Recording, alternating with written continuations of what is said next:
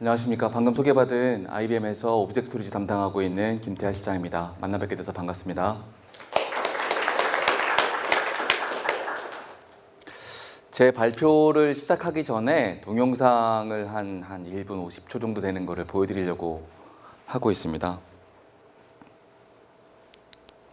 First came networks, then mobile, video, cloud, social, analytics, Internet of Things, cognitive. Each new innovation creates tremendous opportunity, but also generates more and more data. Data that is multiplied exponentially as it's created, shared, copied, stored, and shared again. As unstructured data grows exponentially, it creates a challenge. How to store and manage all this data so that your company can access and take advantage of it for your business. Traditional on-prem storage was never designed to handle data at this scale. It offers control, but at scale, traditional storage is far too complex and costly. Today, you need a new approach that helps manage data growth and unpredictability, that can balance storage costs, location, performance, and compliance needs across datasets and essential applications. You need a solution that's flexible, scalable, and simple. That's IBM Cloud Object Storage, a new approach to storage that combines the best aspects of cloud, on-prem, and hybrid deployment models for storage that's flexible, scalable, and simple to manage, and outperforms traditional approach. Inside your data center, IBM Cloud Object Storage System gives you the reassurance that your content is in your own IT environment. Driven by the power of the hybrid cloud, IBM is the only provider who offers one seamless platform managed in a unified way, with the most choice in the industry. You can store data and deploy dynamic workloads wherever it makes sense, and move your storage as demands change, and extract more business value from your data than ever. So you can enable compelling customer experiences, new innovative business models, and faster, flexible operations, all leveraging your data in the IBM cloud. Unmatched flexibility, massive scalability, powerful simplicity. IBM Cloud Object Storage. Flexible storage built for rapid change.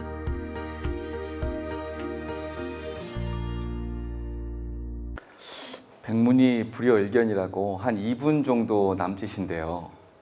짧게 압축적으로 보여준 영상인 것 같습니다. 저는 오늘 발표를 통해서 한 몇 가지를 전달드리려고 합니다. 아까 이 동영상에서 짧게 보신 것처럼 정말 급증하는 비정형 데이터들 여러 개 너무 많죠. 뭐 AI나 빅데이터, 소셜, 애널리틱스, AI 뭐 여러 가지 데이터들 때문에 결국엔 디지털 트랜스포메이션이 급증하고 있고요. 그런 걸로 인해서 비진형 데이터가 매우 많아지고 있습니다. 여기에 관련해서 저희 제품들이 어떻게 시장에 있는 다른 제품들과 차별화되는지, 그리고 어떤 부분에서 더 강점을 가지고 있고 레퍼런스를 가지고 있는지, 또 하나는 이번에 새로 발표된 젠2 버전에 대해서 각 특징에 대해서 설명을 드리며 매질말을 드리도록 하겠습니다. 기존에 보시는 것처럼 이 수많은 비정형 데이터들, 뭐 넘쳐나는 데이터의 홍수들이죠. 이런 데이터들이 너무나 많은 거는 보셨을 텐데 한번 저 앞쪽에 보이는 2009년이죠. 2009년대를 한번 돌아볼까요? 그 전에는 어땠을까요? 이런 걸 예상하지 못했을 겁니다. 그래서 언제부턴가요? 우리가 잘 알고 있는 저희 아재 같은 경우에는 뭐 구글이나 네이버 검색보다는 유튜브 검색을 좀 많이 하는 것 같은데요. 이런 유튜브나 구글, 페이스북 이런 업체들은 저 오랜 전부터 세 가지 고민에 봉착하게 됩니다. 기존에 우리가 오랫동안 써왔던 나스 스토리지, 파일 스토리지, 레이드 테크놀로지를 이용하죠. 그런 예전의 레가시 기술로는 폭발적으로 늘어나는 데이터에 대해서 안정적으로 저장할 수가 없었죠. 이를테면 시카고에서 방금 유튜버가 새로운 따끈따끈한 동영상을 올렸다고 예를 들어볼게요. 그러면 만약에 예전에 있는 나스 기술로 했다면 네트워크 기반으로 돌기 때문에 아까 이전 시간에 전상호 실장님께서 말씀하신 것처럼 어떤 레이턴시의 지연이라던가 여러 가지 이유 때문에 보기가 어려울 수도 있었겠죠. 그러나 지금은 한국이든 전 세계 어디서든 끊임없는, 끊어지지 않는 스트리밍 서비스를 볼 수가 있는 겁니다. 결국에는 제가 말씀드리고자 하는 것은 그렇습니다. 지금 세대에는 우리가 알고 있는 너무나 편리하게 써왔던 나스 아키텍처로는 현재 디지털 트랜스포메이션에 아니면 클라우드 양을 지향하는 이런 데이터 변혁의 시대에는 맞지 않다는 거죠.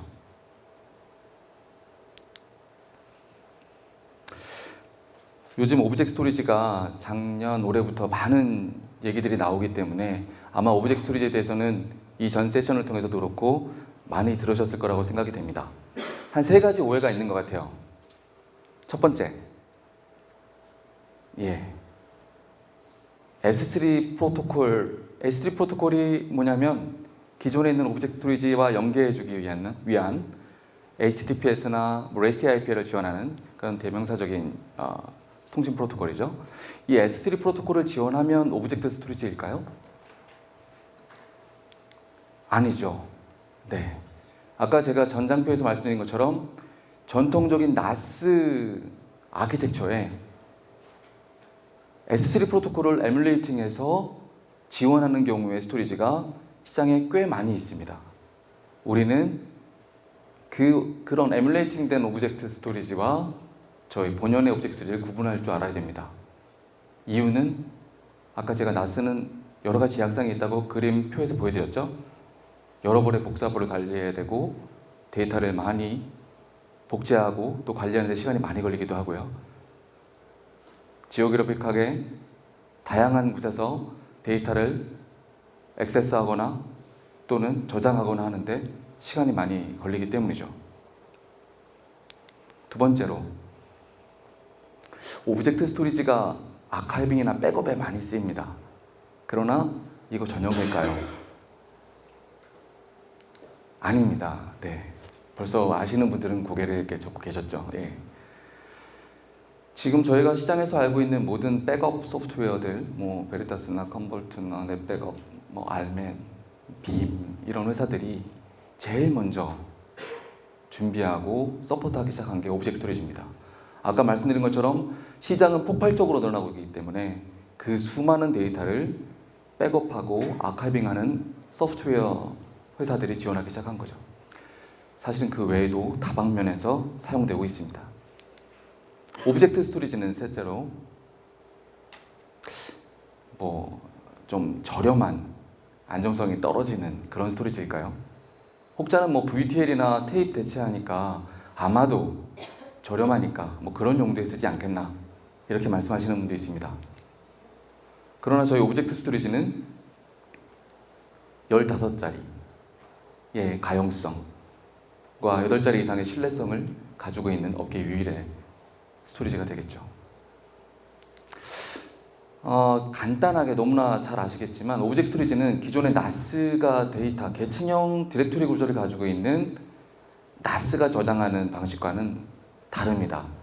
이전 시간에도 많이 들어보신 것처럼 저희는 기본적인 데이터와 그 데이터의 정보를 가지고 있는 메타데이터, 그 다음에 그 데이터에 접근할 수 있는 글로벌 액세스 아이디, 이 3가지로 구성이 되어 있고요. 그런 단순하고 그 다음에 계층적이지 않은 구조 때문에 전 세계 어디에서나 또 특별한 매니징이나 어떤 복잡한 관리 솔루션이나 OS에 연계된 이런 것들이 없이 무한 확장이 가능한 것입니다.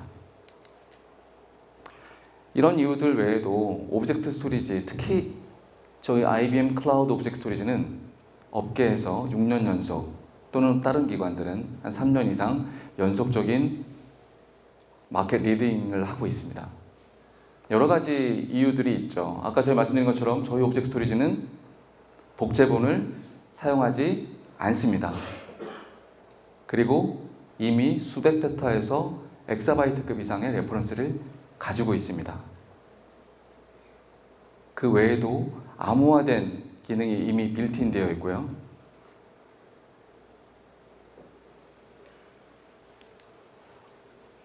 딱 세 가지 측면만 보면 이렇습니다. 단순하게 오브젝트의 세 가지 특징을 말하라 이러면 이렇습니다. 첫 번째, 기존 레가시 데이터 스토리지보다 비용 절감을 획기적으로 해줄 수 있습니다. 둘째로는 관리의 복잡성을 제거해 줍니다. 당연한 거겠지만 무중단, 무한 확장으로 Always 온라인 기능을 제공합니다. 어떻게 그러냐? 젠1에서 볼 때는, 그러니까 이전 세대 지금까지의 오브젝트 스토리지, 저희 오브젝트 스토리지 보면 레가시 스토리지가 한 1TB의 어떤 데이터를 저장한다고 보면 전통적인 방식은 메인 센터, DR 센터 또는 소산에 따른 3카피 구조로 데이터를 보호합니다. 그러나 저희 오브젝트 스토리지는 카피본을 쓰지 않고 이레이저 코딩과 이따 후에 말씀드리겠습니다만 IDA, Information Disposal Algorithm이라는 정보 분산 특허 기술을 이용해서 데이터를 아주 효율적으로 안정적으로 저장하는 기술을 가지고 있습니다. 이런 이유 때문에 코스트 세이빙이 가능한 거죠. 간단한 이미지 동영상입니다. 한번 살짝 보시면 될 것 같아요. 원본 데이터를 3카피로 데이터에 나누게 되겠죠.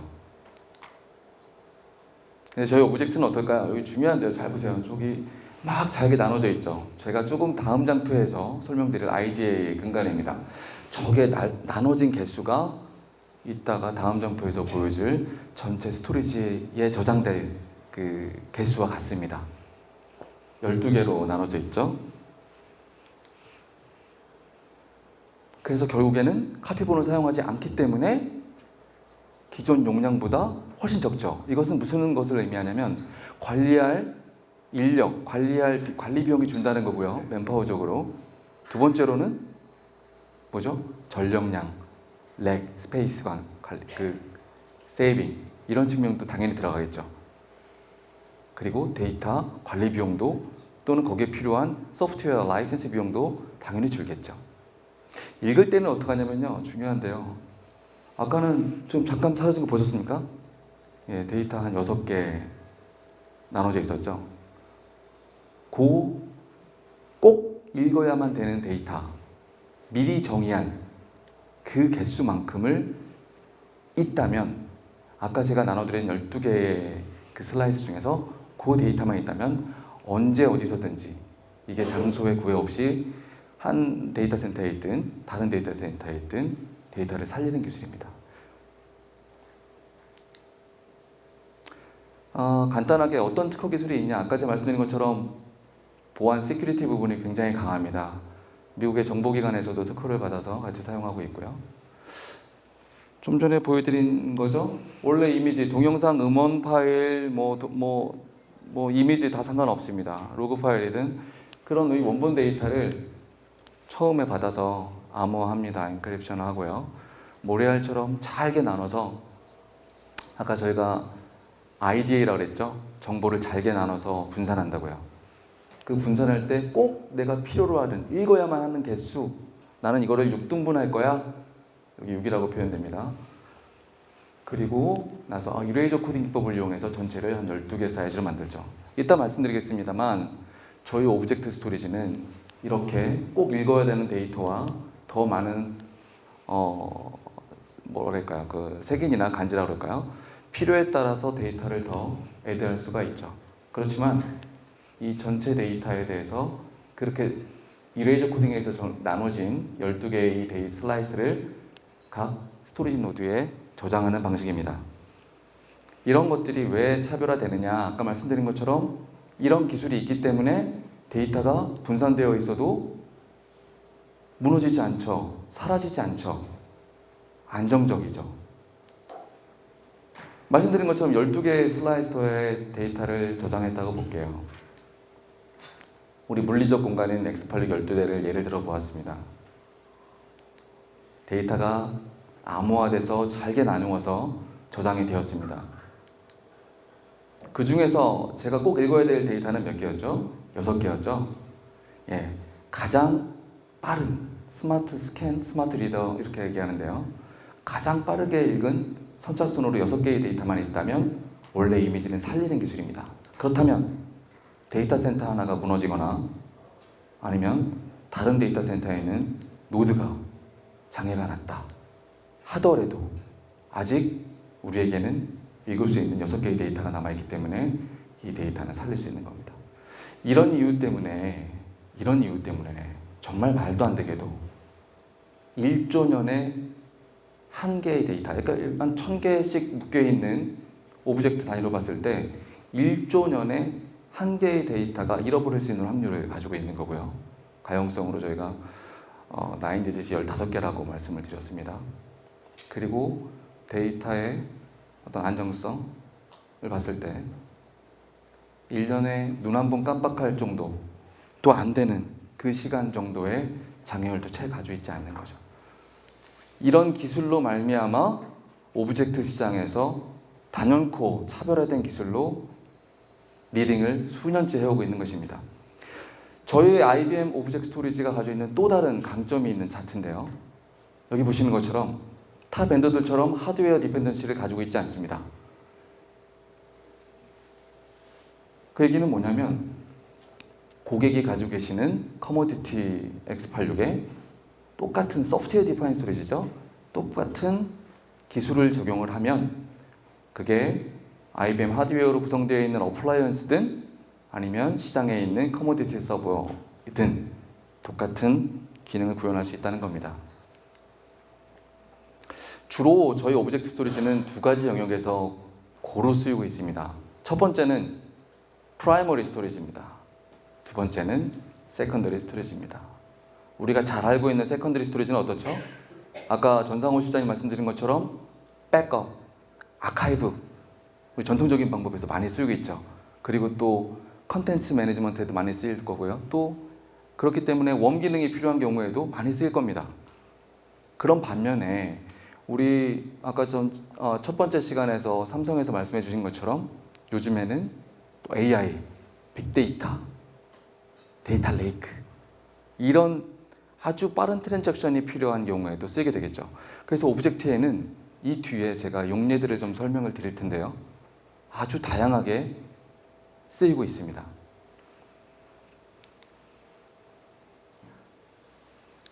맨 오른쪽 장표를 보시면요.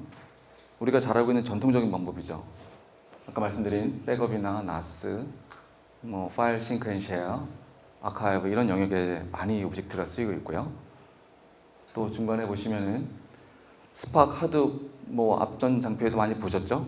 아주 빠른 고성능 트랜잭션, 애널리틱스 이런 영역에도 오브젝트 스토리지가 당연히 필요합니다. 그 수많은 데이터 아까 이미지 그렇게 많은 수억 개, 수십억 개의 이미지 파일들을 어떻게 담냐고 하셨죠?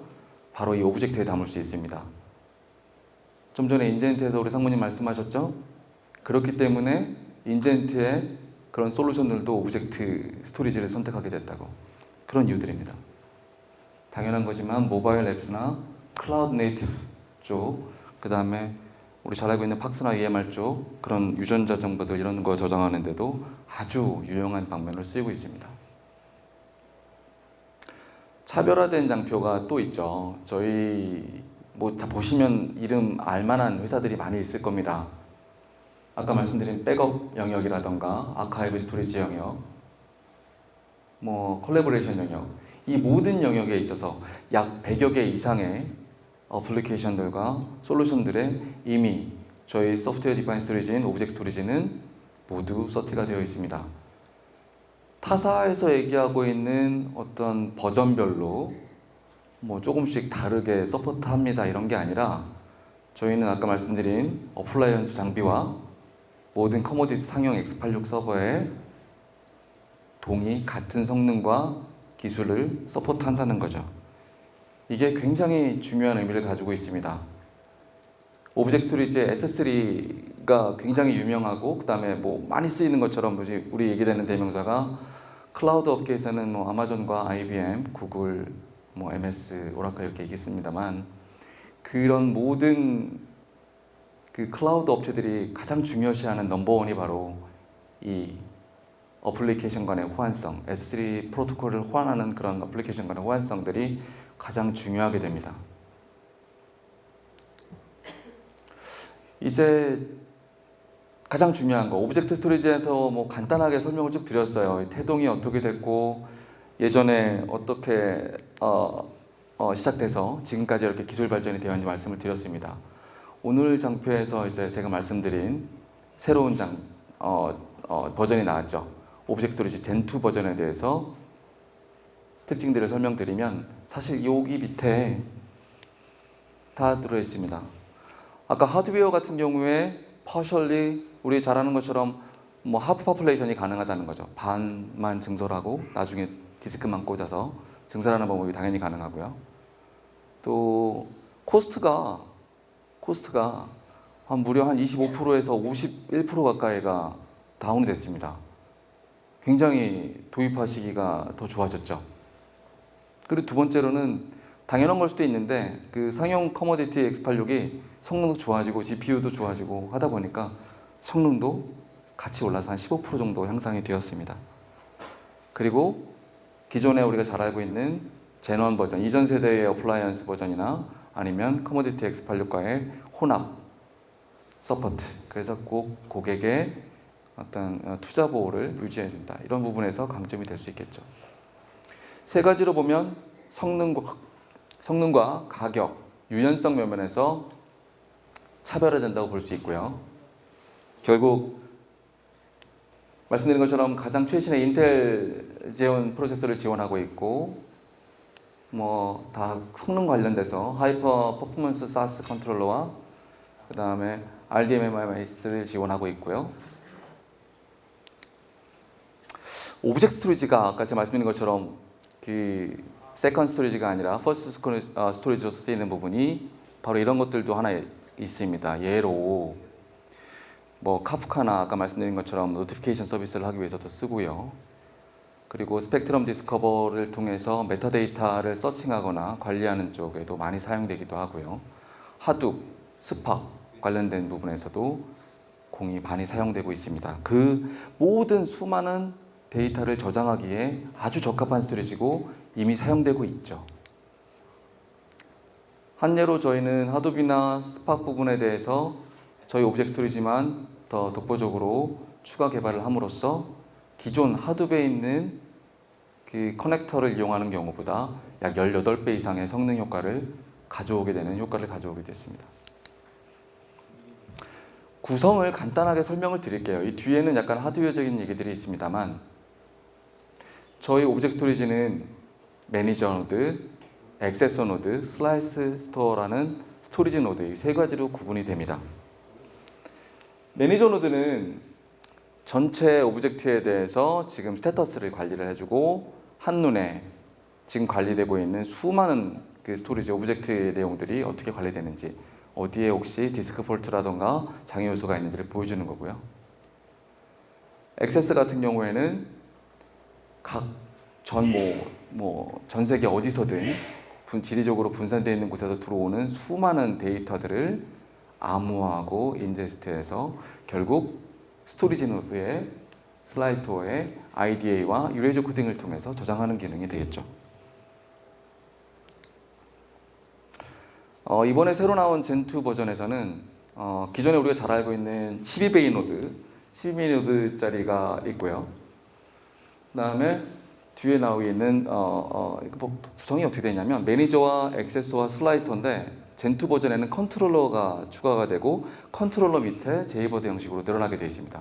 그 밑에 제이버드 형식의 이런 스토리지 노드는요 12노드짜리가 있고 53베이짜리 노드가 있고 106베이짜리 노드가 있는 거죠.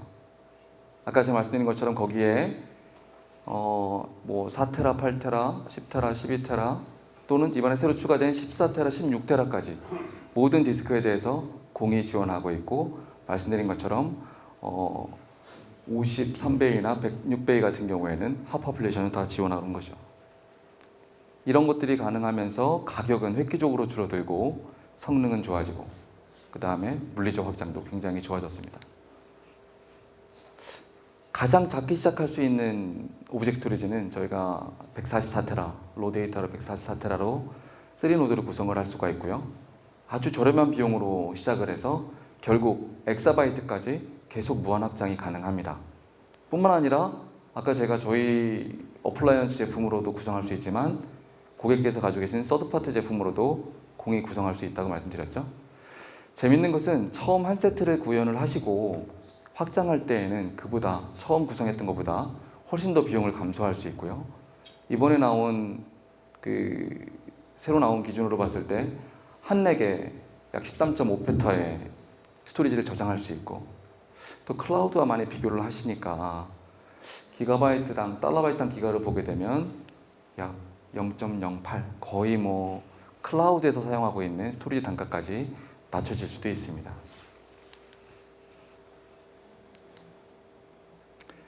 어떻게 투자 보호를 하느냐 잠시 말씀드릴게요. 3노드로 해서 구성을 했고요. 서드파티도 상관없습니다. 그래서 하나의 버켓을 만들죠.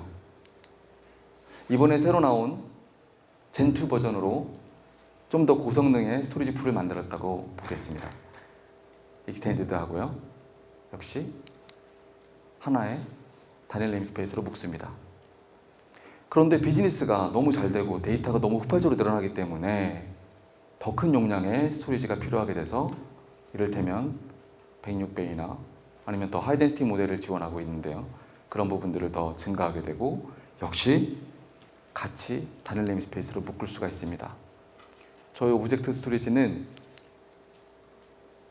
하이 퍼포먼스도 지원하기 때문에 스토리지에 특화되어 있는 퍼포먼스 스토리지 풀도 역시 만들 수가 있습니다. 그렇게 스토리지 퍼포먼스에 맞춰진 풀에도 역시 단일 네임으로 만들 수 있고요. 마이그레이트를 통해서 기존 이전에 구축되어 있는 데이터를 가져올 수가 있습니다. 역시 단일 네임으로 묶고 기존에 투자한 기존 전 세대의 모델과 미러를 통해서 볼트 미러를 통해서 데이터를 또 쉐어할 수도 있습니다. 이런 아주 작은 단위부터 엑사바이트 단위까지 그리고 시대에 따라서 지금 CPU라든가 이런 모든 메모리, 그다음에 GPU, SSD 이런 것들이 계속 더 좋은 것들이 나올 텐데 이런 모든 하드웨어적인 거에 대해서 안정적으로 통합 관리하실 수 있다는 거죠. 유즈 케이스 보겠습니다. 이거 복잡합니다. 그죠? 저도 고민을 많이 했는데요. 한 8가지 특징이 있어요. 말씀드린 것처럼 아까 말씀드린 것처럼 내구성이 59을 가지고 있다고 말씀드렸고요.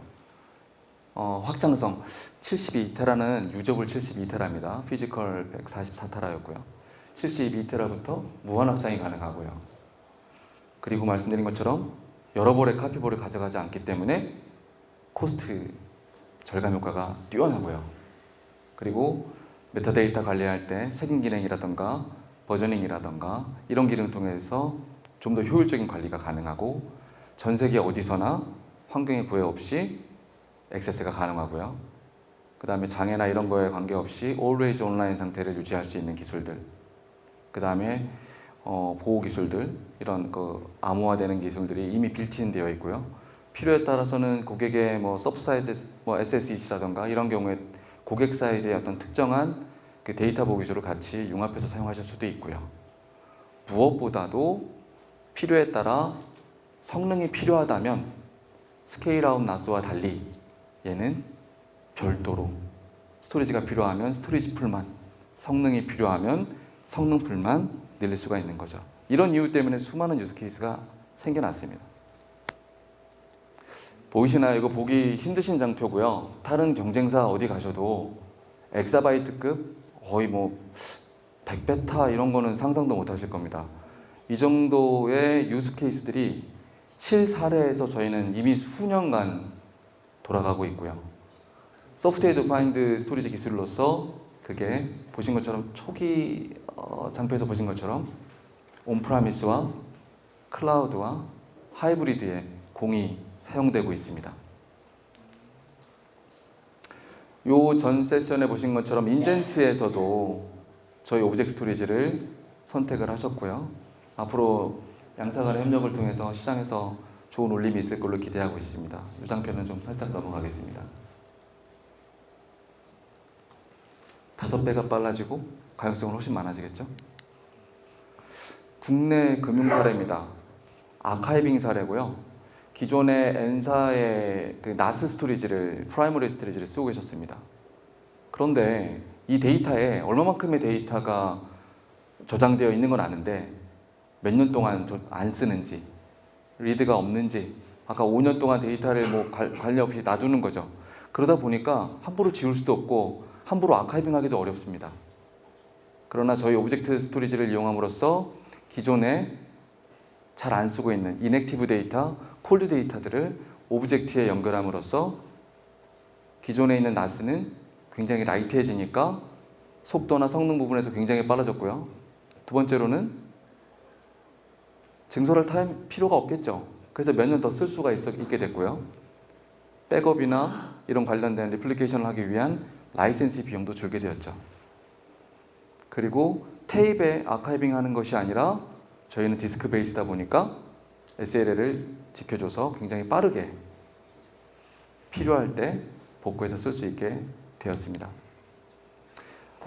이 장표는 국내 N사의 사례고요. N사가 한 2007년도인가요? 2017년도에 오브젝트 스토리지를 도입하면서 검토했던 내용들입니다. 앞의 내용들과 매우 흡사한 내용들도 있고 그 회사에서 검토했던 내용들이니까 빠르게 한번 지나가 보겠습니다. 첫 번째 장표에서 보시는 것처럼 결국에는 구현의 유연성이 있어야 됩니다.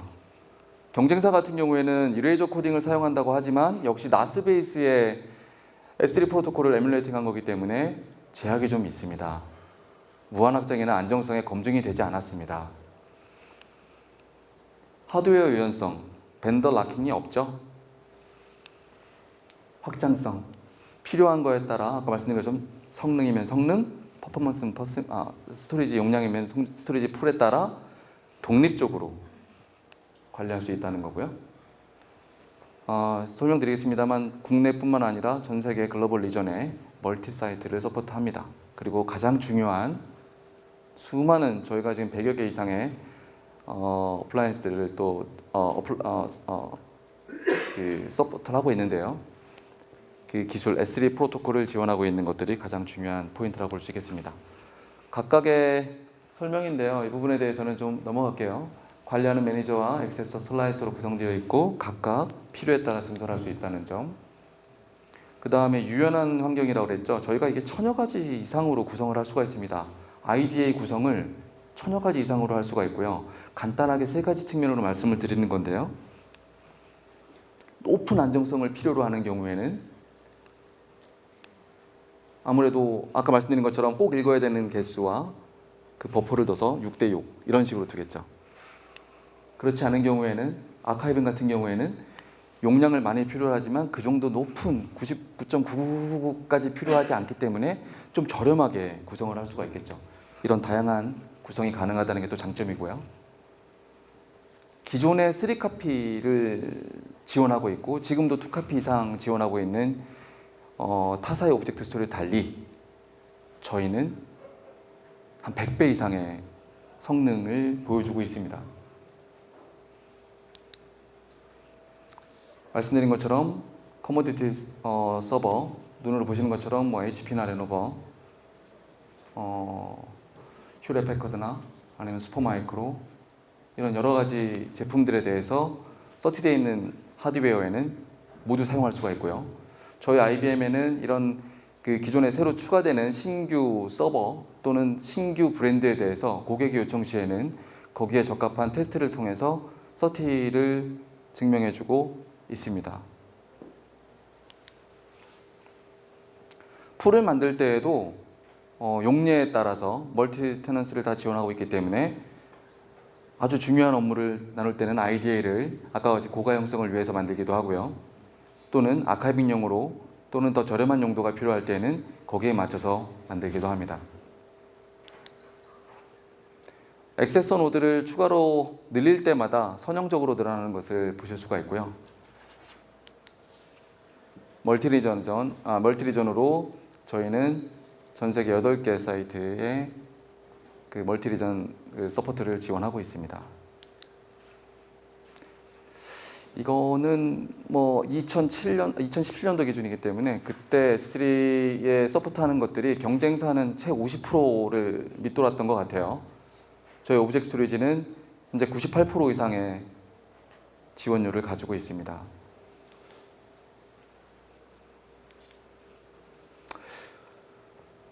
빠르게 진행해 왔는데요. 결국 여러 고객분들께서 IBM 오브젝트 스토리지를 선택하는 이유입니다. 뭐 TCO 세이빙이나 이런 뭐 ROI 측면에서 한 255%까지 세이빙이 가능하고요. 투자하고 한 8개월 만에 투자 회수가 가능하고요. 보통 평균적으로 봤을 때 약 한 44% 정도 기존 스토리지나 아니면 상용 스토리지 대비 코스트 절감 효과가 있다고 보고 있습니다. 뭐 줄기차게 달려왔습니다만 세미나를 정리를 하는 시간이고요. 저희 보시는 것처럼 이미 시장은 정말 디지털 트랜스포메이션 뿐만 아니라 뭐라고 표현할 수 없을 만큼 급격하게 변하고 있고요.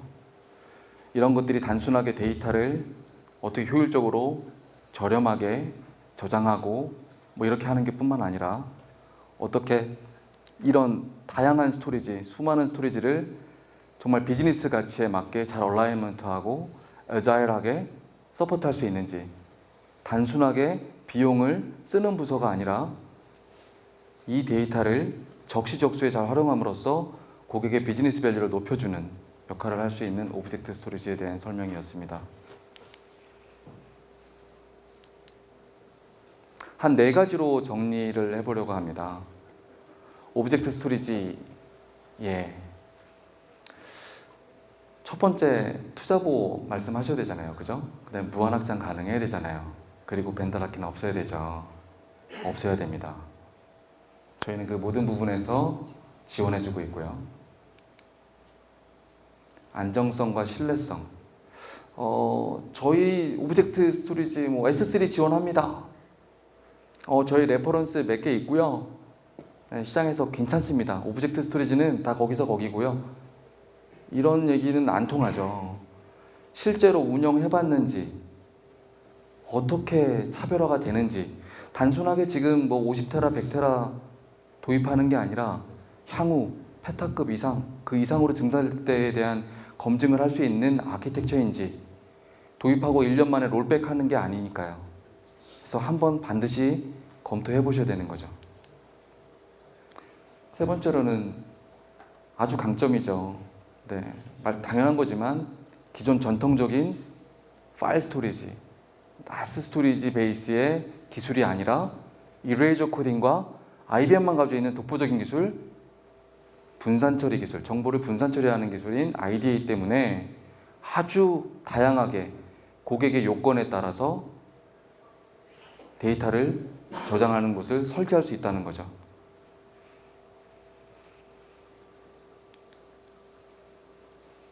네, 맞습니다.